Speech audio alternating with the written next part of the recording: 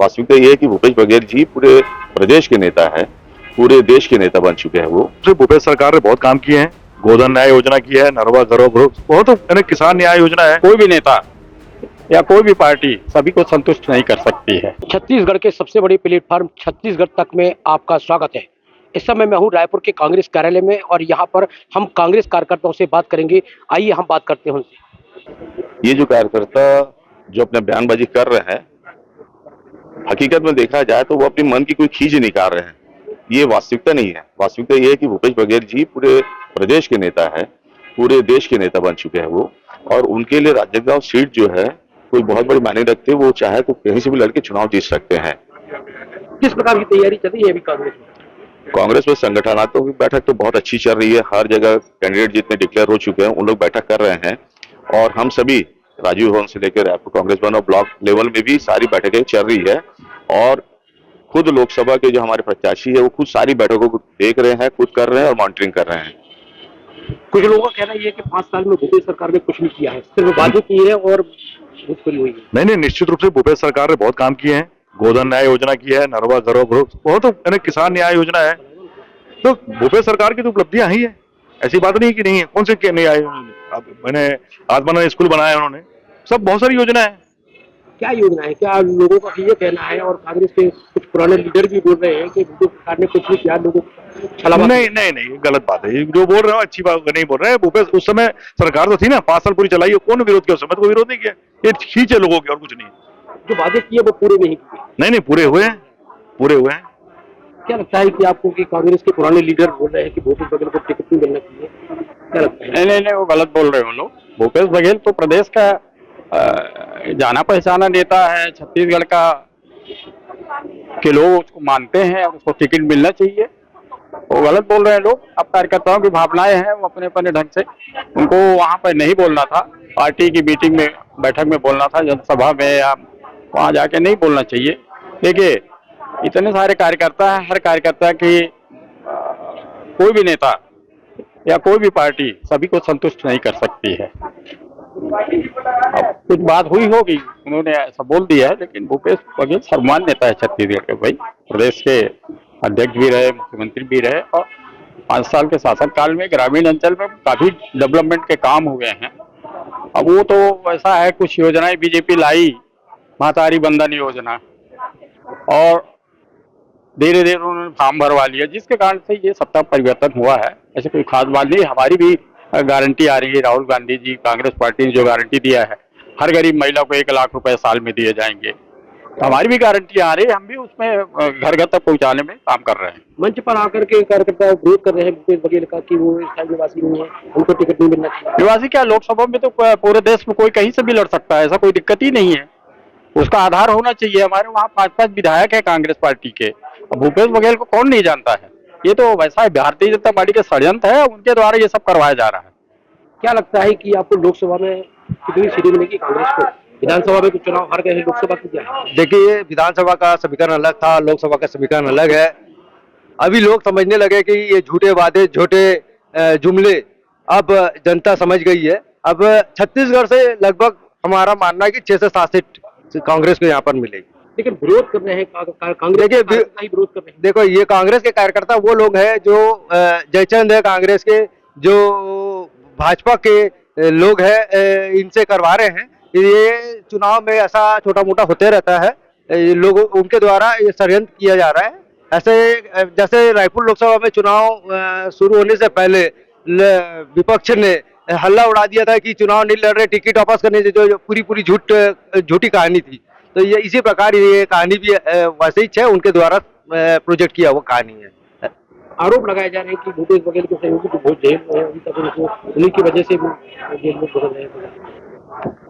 छत्तीसगढ़ में जब भूपेश बघेल जी की सरकार थी, लगातार भारतीय जनता पार्टी रोज आम कार्यकर्ता, कांग्रेस के से संबंधित लोगों के ऊपर रोज ईडी, आईटी का छापा मार के उनको दबाव बनाने की कोशिश की है, उनको प्रेरित करने की कोशिश की है। और ये बहुत ज्यादा सफल नहीं होंगे। आने वाला सरकार कांग्रेस की आ रही है, केंद्र में राहुल गांधी जी की सरकार आ रही है और न्याय की बात होगी और न्याय मिलेगा जनता को। कितने आरोप लग रहे हैं भूपेश बघेल के ऊपर, आप क्या लगता है, आपको क्या मानते हैं? देखिए भैया, भारतीय जनता पार्टी जब से केंद्र में आई है, तो केंद्र की भाजपा सरकार हो चाहे विपक्षी है, यहाँ की प्रदेश की पहले की सरकार हो, इनका एक सूत्रीय कार्यक्रम रहता है कि सिर्फ आरोप लगाना। किसी भी आरोप में कोई सच्चाई या कोई ऐसा तथ्य नहीं है कि उन लोग डॉक्यूमेंट्स रख के बात करें, लेकिन उन लोग लगातार आरोप लगाते रहते हैं और बदनाम करते रहते हैं। राम कुमार शुक्ला ने भी कल आरोप लगाया है, खड़गे जी को लेटर लिखा है जी कि भूपेश जी को बाजी उनको टिकट नहीं देना चाहिए, उन्होंने बाजी की है, जनता के साथ छलावा किया है। देखिए, अब वो उनका एक व्यक्तिगत मत हो सकता है, बट कांग्रेस पार्टी का तो ऐसा कहीं कोई वो नहीं है कि वो बाहरी व्यक्ति है या उनको उनका टिकट काटा जाए। ये उनका व्यक्तिगत मत हो सकता है। वो वरिष्ठ है, हमारे बहुत पुराने कांग्रेसी, सीनियर कांग्रेसी है, तो ये उनकी सोच हो सकती है, पार्टी की सोच तो बिल्कुल भी नहीं है। हमारे साथ कुछ और भी कार्यकर्ता है, आइए हम उनसे बात करते हैं कि लोकसभा चुनाव नजदीक है और भूपेश बघेल के ऊपर आरोप लग रहे हैं कांग्रेस के लोग कि उनके ऊपर आरोप है कि कोई काम नहीं किया है। देखिए, ये तो छत्तीसगढ़ की जनता जानती है कि भूपेश बघेल जी ने किस तरीके का काम किया है और हर वर्ग के लिए अपने शासनकाल में छत्तीसगढ़ के अंदर हर वर्ग को लाभान्वित करने का पूरा प्रयास किया है। ये तो जो भाजपा का षड्यंत्र है और झूठे जो उनके मोदी की गारंटी के नाम पे ये जुमला चला रहे हैं, आप देखिएगा ये लोकसभा चुनाव के बाद फिर से इनके तरफ से एक बयान आएगा कि वो चुनावी जुमला था और उसी तरीके का धोखा जैसे पिछले 10 साल से जनता को दे रही पूरे भारतवर्ष में, उसी तरीके की ये बात साबित होगी। निश्चित रूप से कांग्रेस इस झूठ, षड्यंत्र और फरेब के जिस तरीके के ये लोग प्रोपोगंडा क्रिएट किए हैं, उससे लड़ने के लिए पूरी तरीके से तैयार है और ये लोकसभा चुनाव में आने वाला जो रिजल्ट है वो बिल्कुल भाजपा को और मोदी सरकार को इसका सबक सिखाएगी। क्या लगता है आपको कि भूपेश बघेल को जो टिकट दिया गया है, लोग बाग नाखुश हैं? देखिए, भूपेश बघेल जी का जो ऑरा है और उन्होंने जो पिछले 5 साल में जो काम किए हैं, वो जनता ने देखा है। जनता जानती है कि उन्होंने 5 साल में क्या काम किया। हर वर्ग के लिए काम, किसी वर्ग को उठा के देखिए, चाहे महिलाओं की बात कीजिए, युवाओं की बात कीजिए, किसानों की बात कीजिए, मजदूरों की बात कीजिए, हर वर्ग के लिए काम किया है। ये जो एक अफवाह फैलाई जा रही है, ऐसा भूपेश बघेल जी जितना बड़ा नेता ना बीजेपी के पास है, ना उनके जो 11 प्रत्याशी जो भी घोषित है, उनके एक भी प्रत्याशी ऐसा नहीं है जो भूपेश बघेल जी के सामने खड़ा भी हो सकता है। तो ये डर है, घबराहट है, एक भ्रम फैलाने की कोशिश की जा रही है बीजेपी की तरफ से। भूपेश बघेल जी के साथ हर कोई कार्यकर्ता खड़ा है, उनके साथ हर एक बड़ा नेता, छोटा, हर कोई उनके साथ खड़ा है। बहुत भारी मतों से भूपेश बघेल जी राजनांदगांव जीतने जा रहे हैं। कांग्रेस के नेता ही विरोध कर रहे हैं कि उनको टिकट नहीं, नहीं देना। देखिए, जो नेता या कांग्रेस का कोई अंदर विरोध कर रहा है, तो कोई देखिए इसमें 2 बातें होती है, या तो अपनी व्यक्तिगत पूर्ति उनकी नहीं होती है, तब ऐसी बातें करते हैं। तो उनकी अपनी व्यक्तिगत इच्छाएं होंगी जो इसकी पूर्ति नहीं होगी, इसलिए वो पार्टी फोरम में बात रखनी चाहिए, किसी को बात रखनी भी है। तो ये अपनी व्यक्तिगत पूर्ति की ना होने की वजह से इस तरह के इधर उधर की बातें करते हैं, मगर भूपेश बघेल जी के साथ हर कोई खड़ा है, हर छोटा कार्यकर्ता खड़ा है। धनंजय जी, किस प्रकार की तैयारी है लोकसभा की और क्या लगता है आपको कितनी सीट हासिल करेंगे आप?